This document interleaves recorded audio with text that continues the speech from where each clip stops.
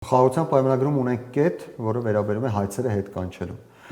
Եթե այդ կետին Հայաստանը համաձայնություն է տալիս, ապա գուցե վաղը մենք ունենանք խնդիր կապված այդ գերիների հետ, այդ մարդկանց հետ եւ այդ հարցով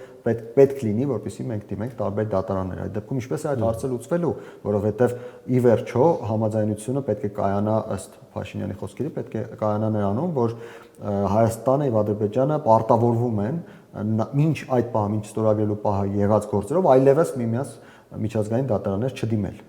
Իսկ այս գերիների հարցը, այս դատավարությունները տեղի ունենում փաստացի մինչև խաղաղության պայմանագրի ավարտը եւ խաղաղության պայմանագրի ստորագրումը եւ ստացվում է, որ Հայաստանը այս հարցով այլևս իրավունք չի ունենալու դիմելու միջազգային դատարաններ։ Տեսեք, սա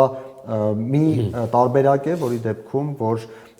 Բաքվին ձեռնտու է այս գործընթացը շարունակել, դրա միջոցով փաստացի Բաքուն կարողանում է թույլ չտալ, որպեսզի մեկ կետի վերաբերյալ եւս համաձայնությունը կայանա։ Հայաստանը չի կարող համաձայնության գալ, քանի դեռ այս հարցը կա, քանի դեռ այս հարցը բարձրանում է։ Սա մեկ տրամաբանություն։ Մեկ այլ տրամաբանություն է, որ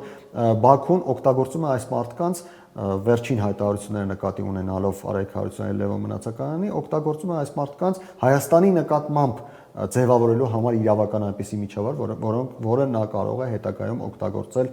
միջազգային հարթակներում Հայաստանին դատապարտելու կամ Հայաստանի նկատմամբ գործընթացներ հարուցելու համար։